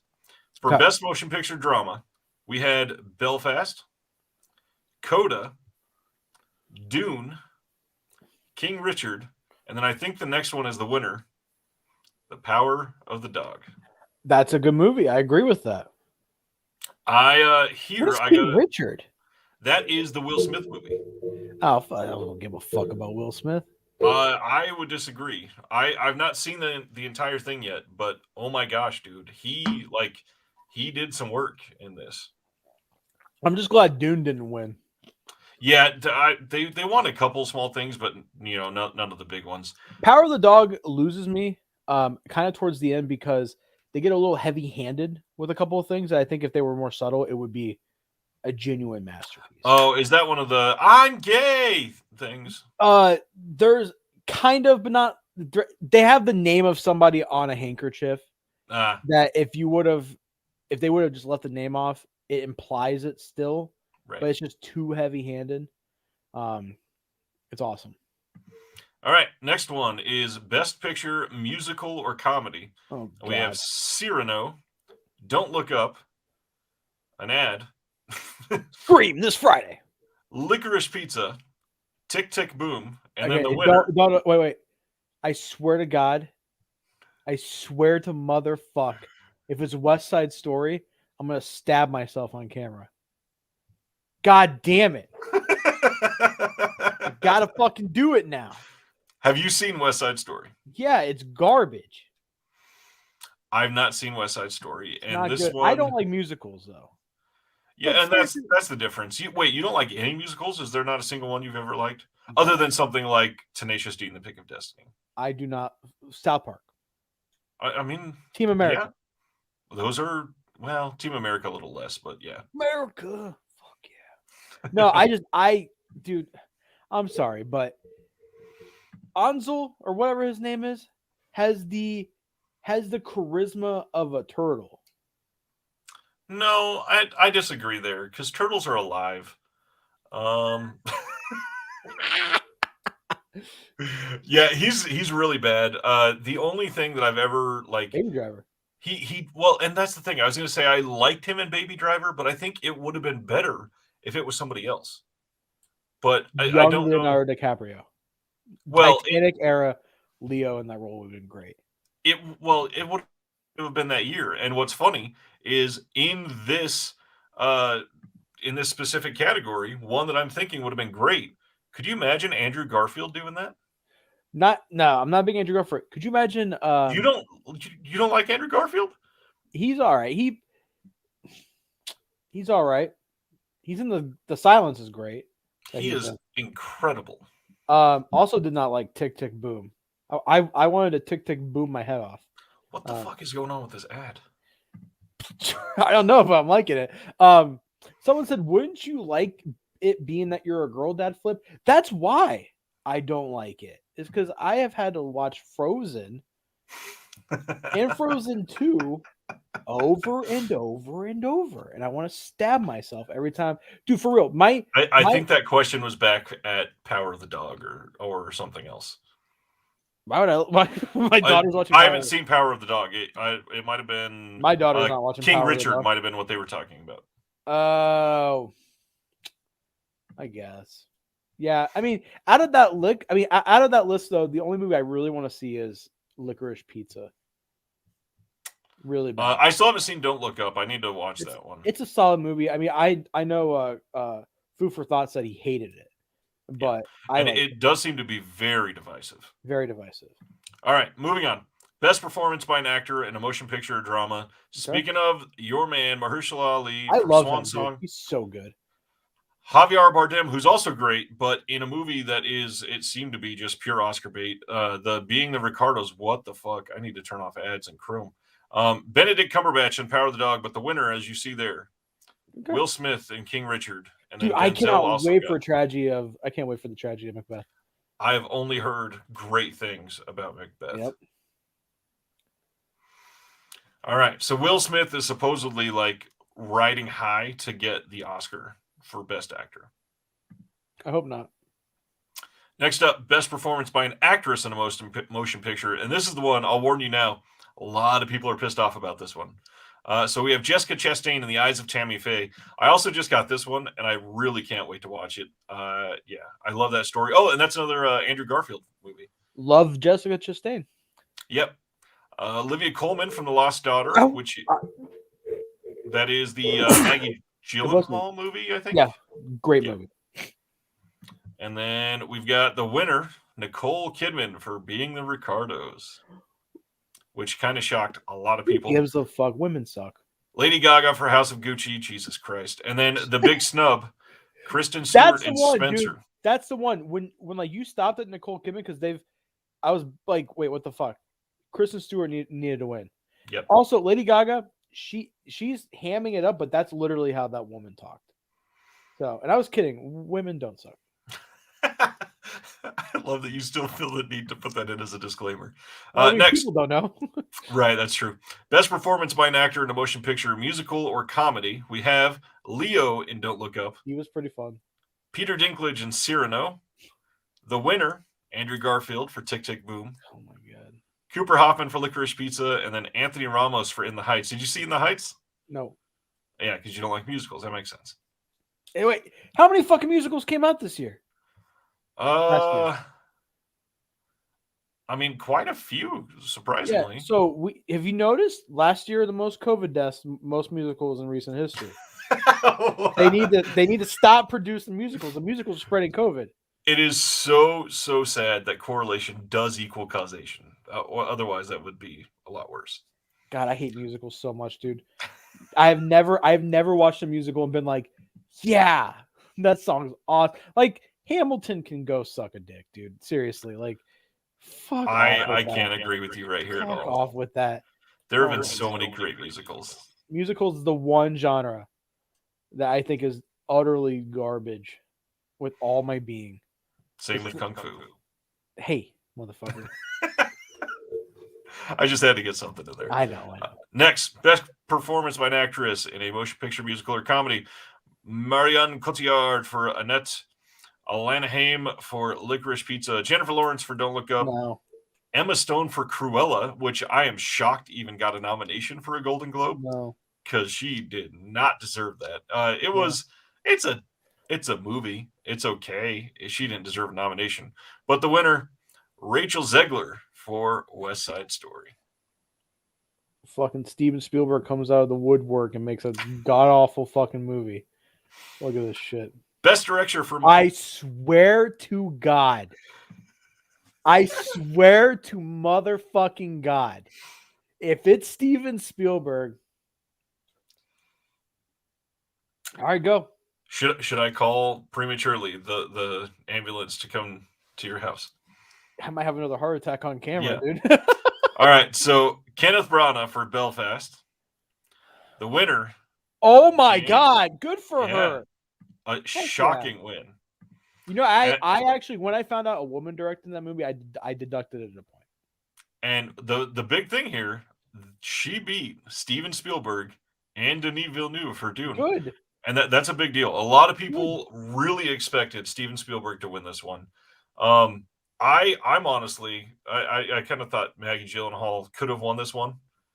Yeah, I thought so. I thought so too. But I'm surprised Denis didn't do it. And honestly, dude, I know, like I know, for instance, Food for Thought loved Dune. Like it's just one of his top 5 favorite movies of all time now. For me Wow. personally, I just thought it was style over substance. Yeah. It was just And a that's beautiful looking movie. primarily because it was an intro. Yeah, but the fucking long intro, it Sardis, the big reason for this is because not every year has a bunch of musicals just like this year. So they bundle everything together for musicals and comedies. All right, moving on. Best supporting actor. I'm just going to go, since we got all the big ones out of the way, I'm going to go through all of them. We've got Ben Affleck, Okay. Jamie Dornan, Kieran Hines, Troy Kotzer, and then Cody Smith McPhee. Power of the Dog is the winner. Good. Which means they're kind of pulling a lot for that movie. They are. That's a dude. Could you imagine if that won? Is it gonna be Netflix? If they win Best Picture at the Oscars, is that Netflix's first Best Picture? Not only is it Netflix's, or wait, did Roma win? Technically, I don't think Roma won. I think it was nominated. Looking back, gosh, is John Stumpf was on here earlier. He's the Oscar at subject matter expert, but I can't remember offhand if a streaming platform has had a Best Picture winner yet. I will be so happy if it's Power of the Dog. That'd be a big one. Best supporting actress in a motion picture. We got Catriona Balfe from Belfast, Ariana DeBose from West Side Story is the winner, Kirsten Dunst from Power of the Dog, Anjanou Ellis from King Richard, and Ruth Negga for Passing. Passing is the Rebecca Hall directed movie that we talked about last week. Okay. So, yeah, she's getting some decent buzz there at least. Best television series, a drama. Lupin was nominated? Lupin was nominated. No. The Morning Show, Pose, Squid Game, and the winner, Succession. Okay. I mean, I don't think any of those shows are. I mean, I thought Squid Game was like, it's like one of those things where it's like, I don't get the hype. You don't like it at all? It was enjoyable, but I did not understand how everybody turned into a cultural phenomenon. It was a cultural phenomenon, and I think one of the biggest reasons, we talked about it, gosh, it might have even been just last week, but the way that Parasite got people to watch films, Yeah, it is a very similar theme to Parasite as well. So it's Old Man won an award yesterday, I think. So he was great. So I'm here. Roma lost to Green Book. There, see. I love that I just say his name. I cannot believe Roma lost a fucking Green Book. There's a few that lost that year that should not have lost a Green Book. Roma was such a good movie. Yeah. All right, moving on. Best television series, musical or comedy. The Great. Like, what is The Great? I have no idea. Never heard of it. Hacks is the winner. Heard of that. Only Murders in the Building is decent. Reservation Why Dogs. didn't Reservation Dogs win? Or Ted Lasso. Ted Lasso is a freaking worldwide phenomenon. Yeah, it is. All right. Best performance by an actor in a television series drama. Just looking at all of them. This is where Jeremy Strong won and beat out Lee Jong-jae in Squid Game. And Billy Porter. I'm kind of surprised Billy Porter lost that one. Or Brian Cox, because Succession has been massive this year. What's that show about? I have no fucking clue, because I believe it is a Showtime show, and I don't know anybody that has Showtime. At least Michael T. Hall wasn't fucking nominated. Yeah. God, he ruined that fucking show again. Best performance by an actress in a TV series: Uzo Aduba in Treatment, Jennifer Aniston, The Morning Show, Christine Baranski from The Good Fight, Elizabeth Moss in Handmaid's Tale, and Michaela Jai Rodriguez for Pose is the winner. Although he has no plans to step aside, the head of Waystar Roco, the international media conglomerate controlled by his family, aging patriarch Logan Roy, is contemplating what the future holds. It's just like drama comedy. It looks good. Yeah, it's supposed to be good, but a lot of people are.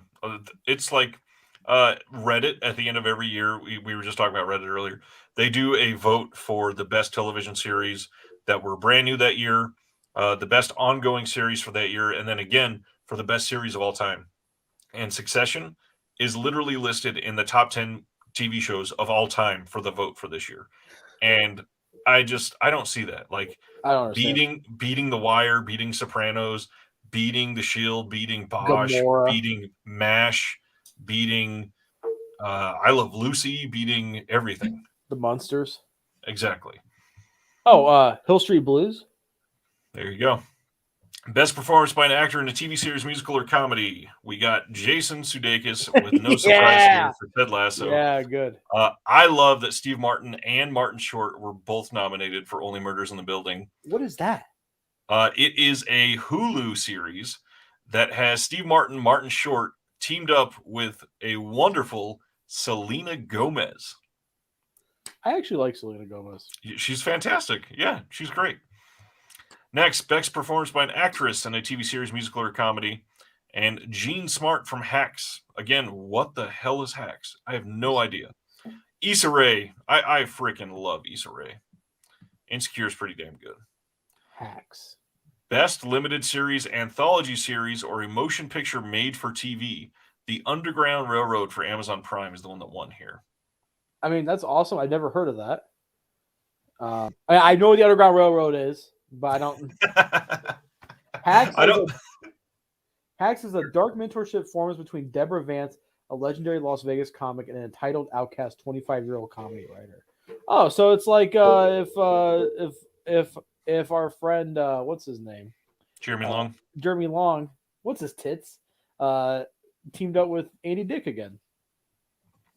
Jose, I'm just going to say this is Jose Rios, even though we know it's not. Succession is an HBO show. Huh. So it's not Showtime. My bad. Best performance by an actor in a limited series, anthology, or motion picture is Michael Keaton for Dope Sick, which awesome. Awesome, yes. I really don't see any of those other ones doing super well, but yeah, that makes sense. Best performance by an actress in that same thing, and that goes to Kate Winslet from Mayor of Easttown. One of probably the first pair of tits I've ever seen in my life. I'll never forget those tits. Titanic, you know? Oh, I knew exactly what you were talking about. I was a little kid. My mom took me. She covered my eyes, but she left a crack, and I was like, oh! Best supporting actor in TV. This is where Squid Game got the win. Good. And he was fantastic. I loved him. Yeah. Incredible. Best supporting actress. This went to Succession again. Best original score. This one goes to Dune, Hans Zimmer. Yeah. Which the only other one I kind of I could see The Power of the Dog getting it, but Sleeper and Kanto is freaking great. Kanto is great. But Dune's music was really good. So yeah. Best picture, foreign language. Have you seen Drive My Car yet? No, I haven't, but I'm really happy that it won. I've heard some incredible things about this movie. I cannot wait to see it, and I believe you can see the name of the company that produced it right there. You know what that means, right? Criterion. Should be coming soon. Best screenplay for a motion picture goes to Belfast, over Licorice Pizza, Power of the Dog, Don't Look Up. Best original song, this one went to No Time to Die, Billie Eilish. Hey, dude, people make fun of Billie Eilish. Her music fucking bangs. She's great. The only thing that pisses me off, they went with one of the most boring songs from Encanto for this. Oh, how do you not, submit We Don't Talk About Bruno? I don't get it. I don't really remember half of these music either, or half of these songs from the rest of the list. Right.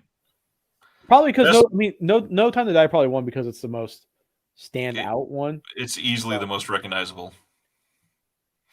Best motion picture animated went to Luca? Encanto. So it beat Luca and it beat Raya and the Last Dragon. But the big thing here, that is the end of the nominations for Best Animated. Mitchell's versus the Machines was not even animated. It was not nominated at all. I don't understand that because that could have went head to head with Encanto. I think Luca's better personally, but I'm biased. Yeah. I think Encanto had better animation. I think Luca was the better culture-driven movie. They should do a foreign TV category because Gamora is better than anything that was on that list. Yeah. Yeah, I mean, awards are stupid. Unless it's an award that I give out. Then it means something. Especially like, I mean, the TV stuff, I'm so behind on TV. Like I'm watching Longmire right now. I watched all of Bosch. Have you seen Longmire? No. It's such a boomer show, dude. It's Yeah, that's why I haven't seen it. I love it. I love it. It's so good. It's so much fun. Like every week it's a new murder, it's a new mystery. You're like, oh, what, But you could tell that straddle the line between what conservatives wanted and what. So like whenever they deal with illegal Hispanics, Longmire's like, that's a federal issue. I don't care what you do. It's like that's a pretty solid way to handle it. But I'm hooked. I'm hooked on the show. It's cheesy. It's stupid. Makes me want to go be a cop in Wyoming. That is what's his name? Sam, right? The main actor in Longmire. What's his name? He's an Australian guy. Oh, I'm thinking of something different then. He was one of the agents in The Matrix. Oh. His name is Robert Taylor. Weird. 58-year-old Australian guy who does a great, good old American blooded person. It's good. He treats them. It's what it really does well though is that it shows some of like the Native American spirituality in a really good light. Really well done. But yeah, I love Longmire, so I'm behind on television. We are very behind. I think I've talked about this on here before, but just in case I haven't, my wife was beyond sheltered. So there are so many like formidable shows that everybody saw that she just never saw a single episode from. So I'm having to show her everything and blowing her mind with like Community, showing her Community for the first time, having never seen any of it. Parks and Rec. We just got done with Brooklyn Nine-Nine. I showed her The Good Place, showed her The Shield. The Wire, she was like hooked to the couch. You haven't seen The Wire yet, right? I think you said. Oh, that. I've seen The Wire. I love The Wire. The Wire is so incredible. Yes, Sam Elliott is the name I was going to go for. I thought he was the one in Longmire. Have I told you that Restaurant Impossible? Yeah, they contacted us, so we might be on TV, but I don't want to. But we should start a reality show called Beyond. What'd you say your wife was? What? Sheltered. Beyond Sheltered. And it's just our two wives. It's like name someone from Harry Potter, and they're like, There's so many things that I've had to be like, all right, listen, you're gonna think this is awful, but Jurassic Park was amazing when it first came out, and this is your first time watching it. So let's put it in and just blowing her away with it. There's so many movies that just she never got a chance to see. Yeah. You should show her Stalker. Say this is the height of cinema. She already falls asleep like 12 minutes into some movies. She would fall asleep just before I got done saying the word Tarkovsky. Did I tell you what Taylor said about Stalker? Yep. So it was like when I was just watching art house films and just like trying to grasp my head around these pieces of shit.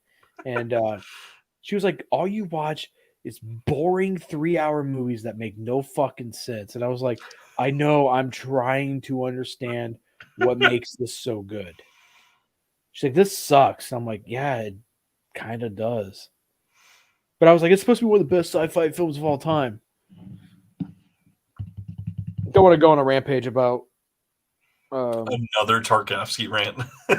13 episodes in, this is the 37th rant about Tarkovsky. I just don't understand, man. I truly don't. I don't like musicals, but I understand them. I don't like noir, but I understand them. I do not understand Tarkovsky. Is it just because he was Russian? I was going to ask this last time when we were talking about noir. Is it the time frame? Like, is neo-noir something that you're super into? Neo-noir, here's the thing. I love noir from other countries. Nikatsu noir, Japanese noir movies are fucking fantastic. Cult is My Passport. badass movie. Anything that Sijuan Suzuki did during that time period, great. Love neo noir as well. I also love the noir from Italy. Like a lot of those Eurocrime films were directly influenced Right. by noir. Love neo noir. Love modern noir movies. Do not like American noir movies. Yeah, no, he wouldn't, because that would meaning he would have to dip into a genre that's actually good and do something good, but he's not good. But yeah, I mean, there's just something about it. And I have tried, Ryan. I have tried so hard. I have bought the noir Oh, I saw. imprint sets multiple times. I And have that's what I'm tried. getting at. What about noir is what turns you away? I really don't know. I can't put my finger on it. I have watched most of the Criterion Noir movies. I bought all of them and was like, I'm gonna get into this. Are they boring to you? Are they predictable? Are Just they boring. The way they speak gets on my fucking nerves. They just, I don't know. It's just something about it. It's just the one thing I just can't get into. what about something like Chinatown? No, You don't like Chinatown? no. Are we talking about the one with Jack Nicholson? Yeah, no. Wow. Like, would I watch it? Probably, but it's not my go-to Jack Nicholson movie. See, I could have pegged that as one that Flip would have like really loved. So that's surprising. I did kind of like High Sierra, but the movie that was a special feature on it is better than the actual movie High Sierra. Interesting. Where do I have it with me? The special feature on High Sierra, it's a Western. I'm trying to think of what it is. I don't even think I have that one. Is it up here? Oh, fuck, no. I don't think I do have it around me. But yeah, I mean, I just don't like noir. I was curious when you brought that up. I showed the Criterion I bought that I normally don't get. I was like, I wonder if it has a commentary. I flip it over. There's an audio commentary from Robert Altman from 2002. Hey, the least amount of work for the most amount of money. Wow. But yeah, I mean, I like what noir has influenced quite a bit, and I love neo-noir. Like Deep Cover, King of New York. All those movies are fucking great neo-noir films. And that's the thing. For a lot of people, for old noir, they didn't like it primarily because it was so like muted, because almost all good classic noirs everybody recommends, they're all black and white. And then neo noir comes and they're saturated in these crazy great colors. And I don't think that's the thing keeping you away. But it's most of the time when they're like, all right, you see, we got to go get the guy over there. Right. Like I hate that.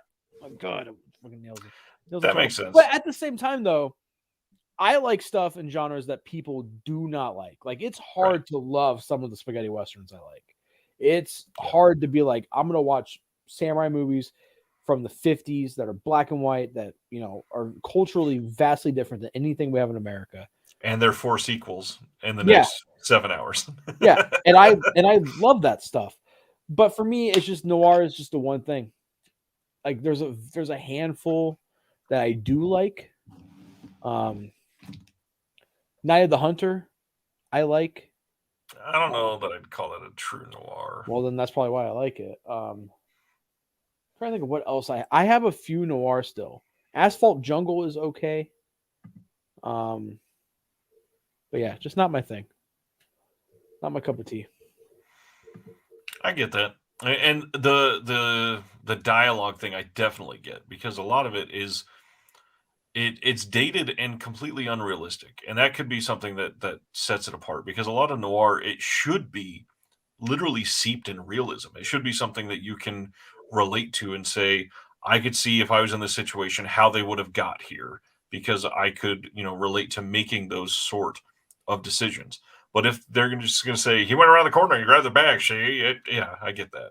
And a lot of it is that. Like a lot of those Columbia Noir sets is that. It is that. But I mean, again, I am a hypocrite because I will watch fucking terrible spaghetti westerns all day and eat it up. So I'm just weird. I'll watch Van Damme movies and be like, hell yeah. Have you seen Dick Tracy from 1990? Nope. It's worth your time, genuinely. See, I'm gonna pull up some neo noir and see if I like any of them. I would say Dick Tracy is. Inherent Vice, I like. 25th Hour, I like. Dick Tracy is probably a neo noir, yeah. Yeah, I'm just not really into noir. I don't know. It's just the one. It's the one genre I've tried. I gave it an honest try multiple times, and it's just not for me. I know we talked about it. You never dove into Giallo the way you wanted to, right? No, I never did. Because you went into the noir instead, I and went found into the out noir you just instead. still hated it. Fucking hate it. A waste of time and money. See, and I love Giallo because I grew up loving like Sherlock Holmes stories and the Encyclopedia Brown, Nancy Drew, Hardy Boys type of mysteries where there's genuinely clues steeped throughout, and if you're just observational and not an idiot, you can get some of them before they get to the end. And Giallos are like that, but then at the end they'll be like, no, those 4 people you thought were it, those were all red herrings, and it was the grandmother's maid, and she killed them all. And it's hilarious. Giallos are great. No, they're not. They are. I'm just kidding. It's just I understand the love. I understand the importance. Just the genre, not for me. Well, and with noir, a lot of it is going to be nostalgia because a lot of people just they grew up watching like TCM, and they pretty much always watch noir. But then again, I do like Scarface. Is that a noir? The original? The original. Oh yeah, definitely. That's a great movie. Yeah, that's a great fucking movie. So again, there are outliers. But anybody want to watch 1950s wuxia films with me, eh? But see, that proves Scarface was pre-code, if I'm remembering right. It was pre-code. So I think it's the code. The code is what makes me not like it because it's and there are a lot of things like code that affects the films for entire eras of films. Yeah. Like I can't stand the Spanish films in the 80s because the Spanish government, they said no bad guys can ever win or even come across as coming close to winning. So they always have like the killer turn themselves into the cops, or they fall and die in some really stupid, obnoxious way or something, just so that they can have no semblance of getting away with something. So yeah, the code sucks. Code is terrible. This could be part of it too. Sarda says try not watching gangster noir. But I like gangsters. It's the only thing that would draw me to a noir. But, well, no, not necessarily. What if that's what is keeping you off of some of them? Because there's a lot of noir that's not gangster related. Like, give me an example. Night in the City, I like. Is that gangster? I mean, it's at least crime. That's a great question. Great question. All right. We are at 2 hours. That's never stopped us before. It hasn't. But that's pretty much all she wrote for tonight, I think. Yeah. So you guys up for another box set? No, I'm just kidding. Yeah. I mean, it's just not my thing. I'm not gonna bother getting into it again. I've tried. Good choice. Don't waste any more money on it. And got so far, but in the end, noir fucking sucks. So, anyways, we'll see you all next week. Next Tuesday, 9 p.m. Central. Thanks for hanging out with us tonight. Thank you guys so much. And we will be eventually posting videos to this channel. I have a couple ideas that I'm going to start doing, like edit some clips in, actually do a cool video. But yeah. I love doing this every Tuesday, and I love interacting with all you guys, and I love Ryan. So see you all next Tuesday. Have a good one. You guys, Tarkovsky rocks.